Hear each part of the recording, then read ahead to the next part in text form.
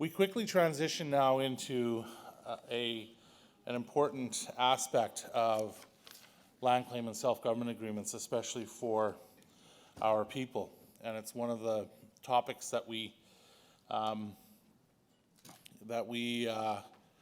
to always pay close attention to, because as much as the land claim and self-government agreements are about, yes, protecting the most important aspects, our people and our land, one of those important aspects is to also provide opportunities for our people and our nations, our development corporations. So we transition now into plenary session for the Indigenous economy. And I would ask that Charles Morvan, and sorry if I pronounce this name wrong, Bartek Kinch,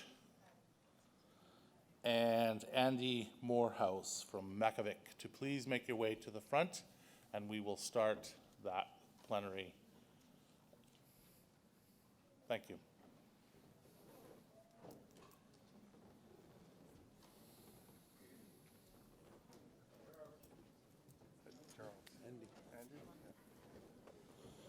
So we are now joined by Charles Morvan from Nisga'a government. Thank you for doing this presentation for us.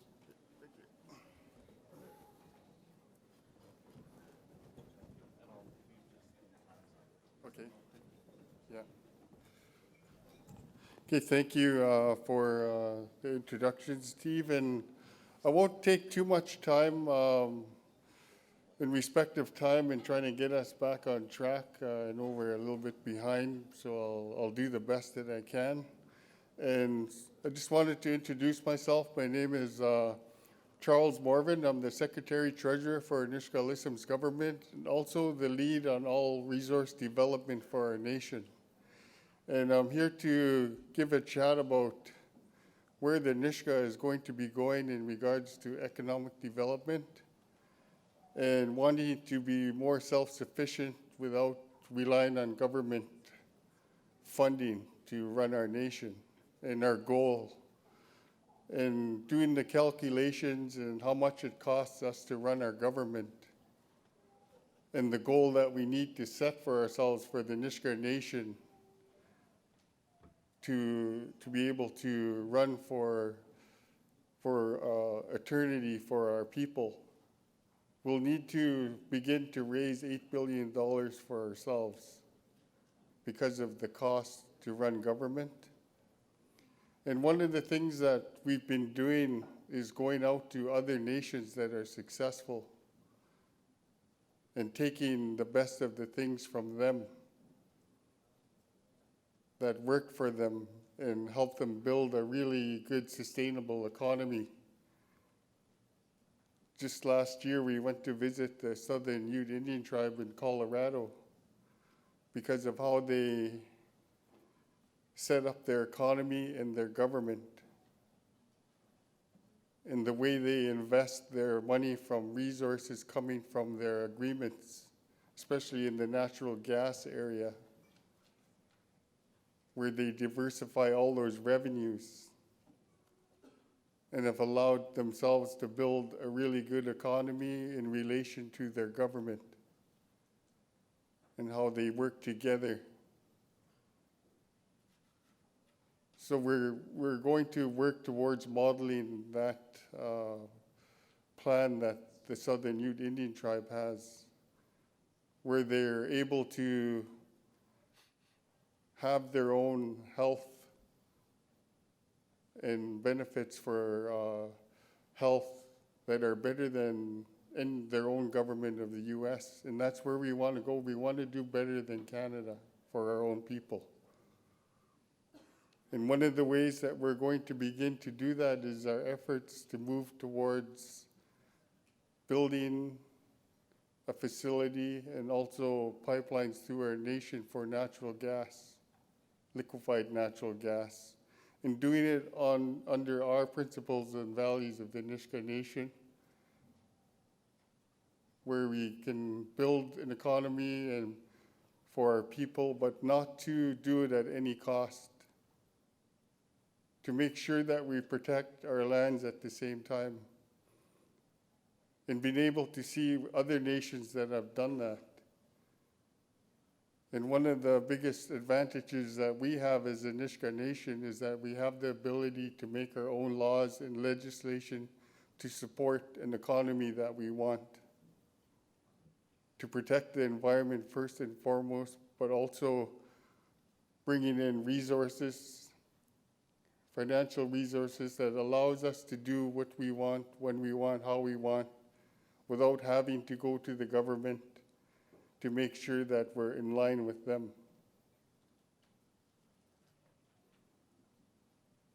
And also building partnerships with people that see your vision.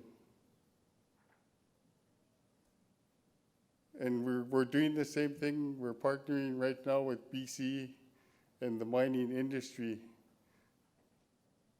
to build capacity for a nation in that area, but also looking at other areas rather than just receiving benefits from our benefit agreements, which aren't very much, but we're looking at other ways in which we could get more of a return for our nation, which we'll be announcing soon, but we haven't been able to because of the work or the legal stuff that we're doing right now in regards to one of our initiatives in the mining industry. So we're coming close to that. And it's very important when you're taking a look at where you want to bring your people and get them out of poverty, that you have to find the balance between protecting the environment first and foremost, and also making smart decisions on what you get in return for that investment into your land. And one of the things that when you're looking to build a better economy, you can't just focus on your own region. You have to build those partnerships outside your region, which we've learned from the Southern Ute tribe, that they have a small little reserve, but they invest all over the United States. And the way that they do that is that they created this growth fund that focuses mainly on the economy for investment. They have their own investment. They don't have people that come in to invest for them. They do that themselves. They've built that up themselves. And they also have a permanent fund which funds their government. It's 46% on the permanent fund and 46% on the growth fund. And what they've listed on their website, which isn't really the number, that both funds together are worth about $5 billion from smart investing. And that's the way we have to begin to put our focus especially for self-governing and modern treaties. We can't rely on the government to do everything for us, as what Andy was saying. That we have to begin to look at ways in which we can do it for ourselves. If we truly want to be independent of the government, we have to be able to see far beyond where we are today. But we also, in the present time, there are times where government delays what we want to do, especially where it relates to the environment, especially in our province.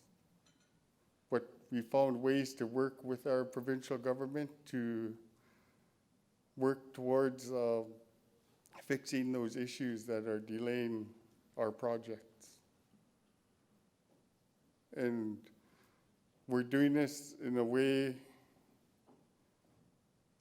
where we don't have to take it into the public. Although we're willing to do that, we have a mandate to do that. But as a Nisga'a Nation, we don't want to go to that area because we want to do it together and show that we can work through the issues with our provincial and federal partners moving forward. But the toughest part about wanting to build self-sufficiency is getting ourselves as our own nation to begin to work together, to get us off thinking like we're still under the Department of Indian Affairs. We have to begin to work together, and communication is going to be huge. And that's one of the areas where I know a lot of us as Indigenous communities fall down a lot, is in communication to each others. Because we all have different ideas, and we all want to do things different ways. But we have to come together to work together and move forward together. So that with our project with Silicium's LNG, we're going to be doing that. We started that at the beginning to inform our citizens of what we're going to be doing with that. And every stage when we move forward, we're going to be communicating that out to inform them of the opportunities that each of them have with this project. And like I was saying, because we're working with our provincial and federal counterparts, sometimes things get delayed, and that interrupts our process with our citizens, because we have to work long, hard hours trying to get our partners to see where we want to go, and that we need to do it in a timely manner. Because we have a lot of things that we want to do to get ready and get our people ready for the opportunities that are coming to them. And this doesn't, when they delay us, it doesn't allow us to do that. And so we just recently had a meeting with our counterparts from British Columbia, and we have a plan to move forward to help them to understand why we need them to be more efficient, to allow us to be more effective in the way we do our work. So I just wanted to end there, and we're looking forward to coming to many more of these to show you our progress on where we want to go and where we're going to be heading and how close we could get to on our path to real independence of the federal government and to be real self-governing as a nation for the Nisga'a people. So with that, I'd like to end there, and thank you for listening.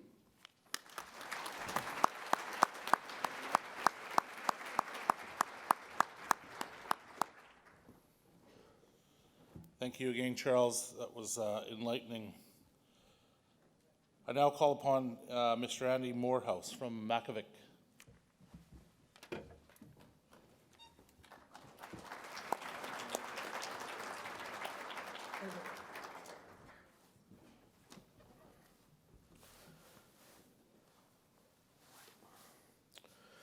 Nako Mick, aluki, tunga so hatigita. Inu hatigi jakkalu tamane hatigi jakka, tunga so hatigitiata. My name is Andy Morehouse. I'm the Vice President of Makivik Corporation. I'm responsible for economic development. And just going to give you the history of the James Bay and Northern Quebec Agreement, which is the first modern land claim agreement that was signed back in November 11th, 1975. So the agreement is a bit older than me, but not too much. So first modern land claim agreement that was signed, the signatories, both Government of Canada, Government of Quebec, the Crees of the James Bay region, EUSG, the Inuit of Nunavik, Northern Quebec, back then numbering roughly around 4,500 inhabitants of Northern Quebec, as well as a number of development corporations. I'm mentioning this because it is a bit weird that we have a land claims treaty signed by development corporations, which I would doubt that you would see something like that today.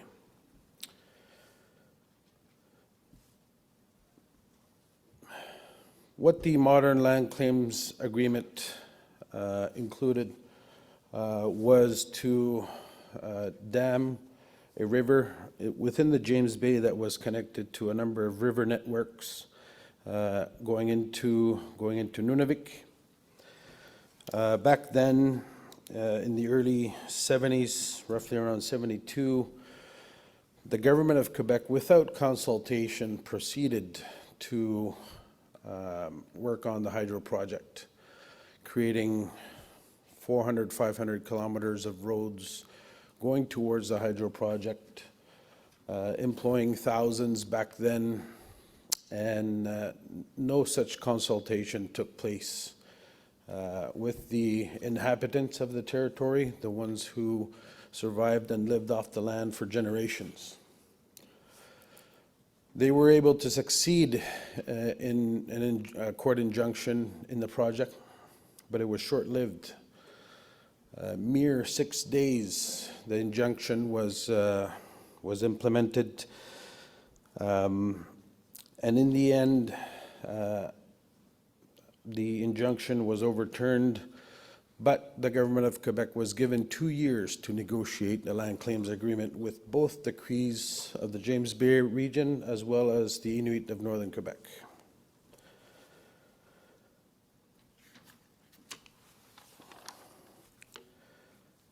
In regards to the services that we attained within our land claims, you can see that it was basic everyday services of Inuit or any Canadian citizen for that matter. Education, healthcare, justice, policing, community governance, social development as well as income security. Basically, all those basic services are any Canadian's human right to attain from government.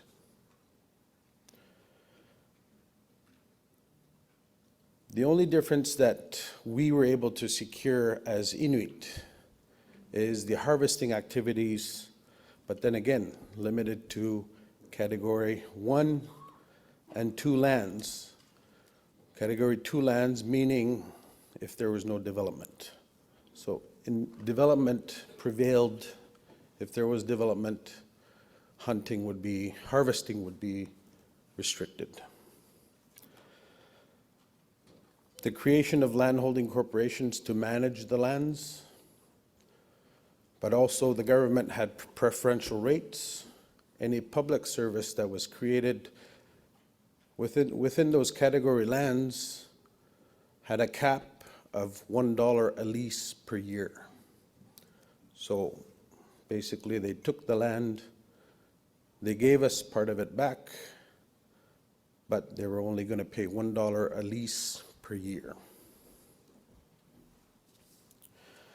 So just to explain a bit more and to give you some insight on the category lands, basically Nunavik, the Northern Quebec territory, is 1/3 the province of Quebec. Pretty close to the size of France, country of France. Within that category of lands, roughly 444,000 square kilometers. We were able to attain 8,100 square kilometers as Category 1 lands. Category lands that we had governance over. Well, so we thought. Can't really govern when you're only allowed to charge $1 per lease, but also the government can expropriate the land, meaning if they needed it for themselves, they can take it back in exchange for another slot of land somewhere else. But also I'd like to highlight that we got these parcels of land, 8,000 square kilometers of it, but no subsurface rights. So only the top 6 inches are traditional burials, now belong to the province of Quebec. So was it really a successful agreement? It's pretty hard to try to measure that. But we were able to succeed on a number of initiatives that we put in place. We own 2 airlines, one a regional one and another a pan-Canadian Arctic airline, both providing essential services to all Inuit communities and beyond. We're in partnership with a shipping company. Again, essential services being delivered to Arctic communities across the north. We've traveled the high Arctic waters for years, and we've been able to master them, which I guess is really sought after by the Chinese and the Americans within the Northwest Passage.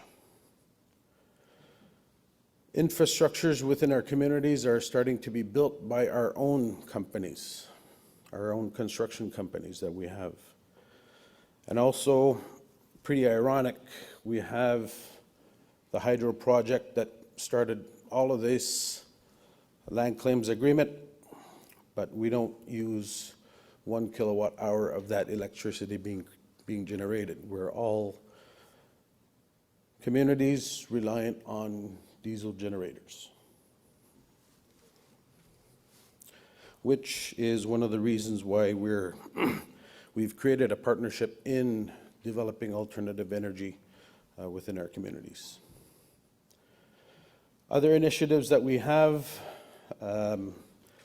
we're heavily invested into the shrimp fishing industry, turbot, halibut, just like our Nunavut cousins.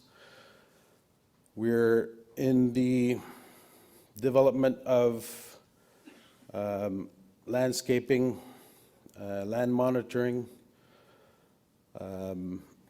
ensuring that we're able to provide our own services that we need.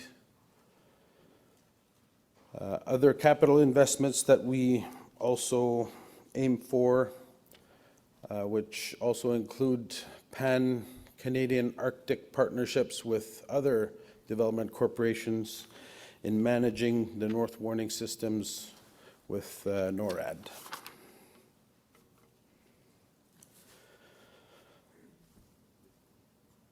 It's important to understand that there is a section in the James Bay Northern Quebec Agreement for us in regards to economic development and priority of contracts. Just a reminder that this treaty was signed in November 1975. We are February or March 2023. Section 29.0.31 has yet to be implemented. Nearly 50 years, which the government, both governments of Canada and Quebec, were to develop a policy that gives priority for Inuit businesses, for contracts, for services, and essential needs. So we've taken it upon ourselves to make sure that we develop that policy, which we're working on now, to make sure that we attain that the wording in that policy that benefits the Inuit and not the other way around, as we have seen in other sections of the James Bay and Northern Quebec Agreement. So what we see and what we understand is if that specific section was implemented, we would see a strong boom in business development in the north, priority of contracts, which would allow businesses to have stable income,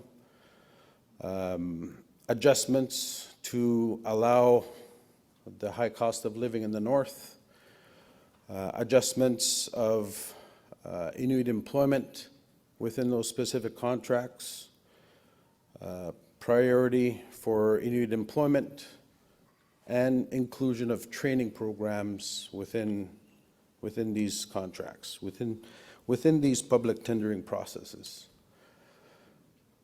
We can almost estimate how many contracts have been signed since 1975. It's a matter of calculating all those public buildings that we see are paying $1 for lease for.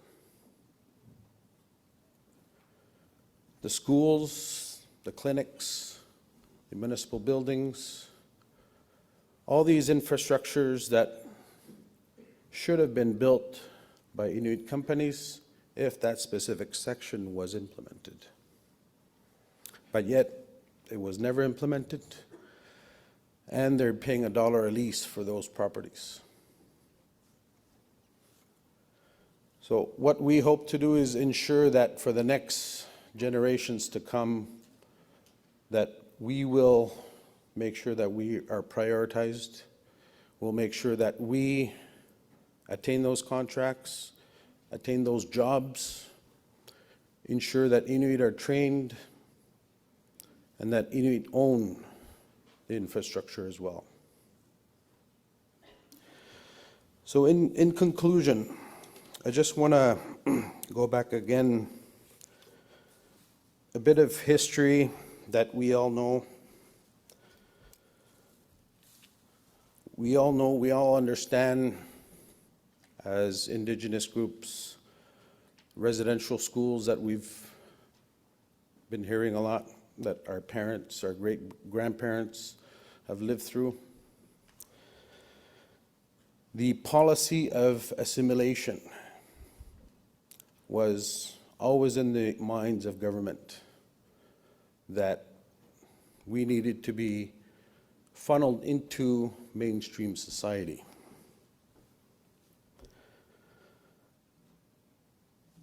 There are other specific events, the 60s scoop as an example, that were very similar to the residential schools and policies of assimilation.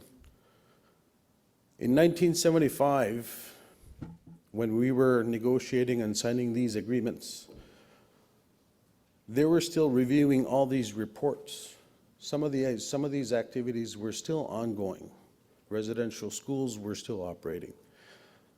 So both provincial and federal governments were not in the mindset of ensuring proper representation of Indigenous groups. So we were already shorthanded. We were already disadvantaged. By the time we signed the first modern land claims agreement in 1975. There are other specific events that were happening or that had happened, especially for the Inuit of Nunavik. The relocation of some 20 families from my community in Inukjuak to the high Arctic Resolute Bay and Grise Fjord to make sure that Canada put people there so that they own the land. other events that have taken place, but all in all, there was always these policies of assimilation to rid the Indigenous out of the inhabitants of these regions. So all in all, I think we were always disadvantaged with these agreements, and I think it's about high time that we correct these wrongs that were done, not only to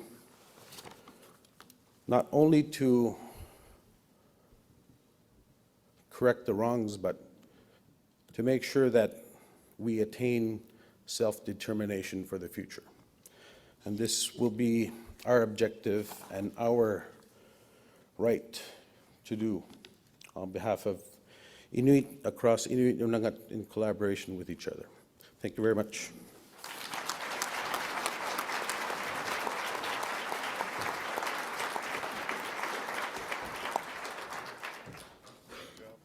Actually, so thank you very much.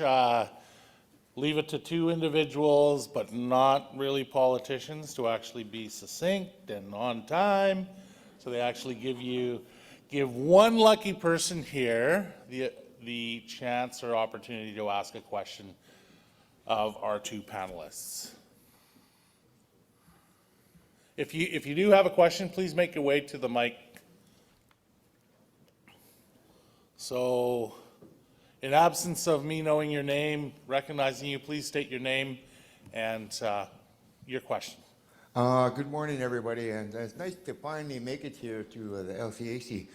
My name's Eric Clayton. My Christian name's Eric Clayton. My chieftain name, I come from the Nisga'a Nation, the village of New Iance there, Mr. Robinson.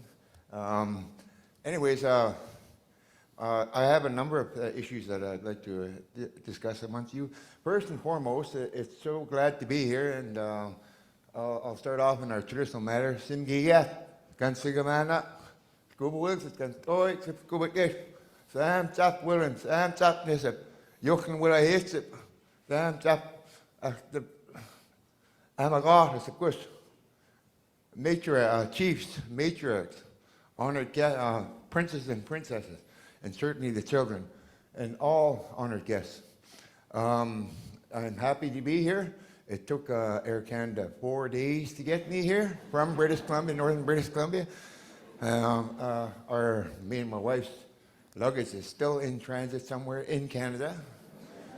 Not very happy camper. So I'm buying clothes on behalf of Air Canada. And, you need to have clothes, right? And have the proper dress wear. In terms of the last few speakers I heard earlier this morning, I'm sorry I missed yesterday and introduction the last few days because, that's Air Canada's fault. A number of issues have come to light. First and foremost, the last speaker mentioned the residential school and the atrocities that happened there. When you think about that stuff that happened at residential school, and not only that, the 60s scoop and the home boarding program, you think about what happened there and what the atrocities of those young people and that never came back, never went back to their proper homes. I mean, if we were to do that, any one of us was to do something like that, or a group of us were to do that, we'd be labeled in Canada under Canadian law as serial killers. Period. We'd be in jail, and there'd be no hope for us. In saying that, I think that we should hold the Canadian and the provincial governments accountable to that, and the people that did that for those young souls, because without our voices, those souls and those people will never be known. They would never have been known. And in closing in that area, but yeah, I think it's very true. And what I think our First Nations have to do is level the playing field here in terms of all our resources. We as Nisga'a, we only got 2,000 square kilometers, and we did a little bit better in the mineral area. We got 3 feet of ground underneath us. But you know what? When they negotiated our deal at the Nisga'a Nation, they studied our geological profile in the northern and mid part of our Nisga'a territory for 35 years prior to treaty. They knew about the oil, they knew about the gas, they knew about the copper. Just like in the Gwich'in area and the Northern Territory, they knew about the diamond. That's something that wasn't mentioned, you know, that's one of the biggest riches that they have up north, along with the oil and the gas. And I would like to ask, you know, when you think about the leveling of the playing field, where does the DRIPA and UNDRIP play a part in this game that we're playing with the federal and provincial government? Because when you think about it, it talks about reconciliation. So when you think about the term reconciliation, what does that mean to you? Well, I can tell you what the English dictionary refers to reconciliation as, you know, but the thing is a lot of times we have these, sorry if there's lawyers in the house and consultants in the house, but they have what you call legal hearsay. And when I say that, that's a term I just invented. Well, that's what lawyers do. They invent terms, right? Anyway, we'll do the legal hearsay, and okay, well, we're going to make a legal hearsay about who owns the land and why they own it. Okay, well, the lawyers like to argue back and forth. Well, it's a big cash cow. You know, Native people are a big cash cow no matter what. There's a lot of federal dollars out there that want your money. So they'll do a bunch of legal hearsay to keep you going around this mulberry bush where you can't enter because it's got too many thorns, too many legal thorns. And when you think about that concept, everybody's dancing around that mulberry bush because they don't want you to know what you actually really have. They don't want you to know that you got diamonds. They don't want you to know you got gold, silver, copper, all the stuff that the whole world wants. And I think that when I say we got to level the playing ground, well, I think, like I asked earlier, where does DRIPA and UNDRIP play a part in these roles in terms of our treaty? And I have a challenge for the organizers of this. How about you guys get lost with Air Canada next year and bring your stuff all the way over to British Columbia? And we'll have sympathy for you then. Thank you very much. And again, it's a pleasure to be here, and it's nice to meet some familiar faces again. Thank you. It wasn't really a question, so we just got it. Okay, thank you for that. I didn't actually have a question for economic development in that, so thoughts to ponder. Again, as with the last panel, if you see them up here, you'll see them in the crowd. If you have any questions for them on their economic development strategies, then I encourage you, and I bet you they would have more than enough time to answer any questions that you may have. So with that, again, thank you to our two panelists.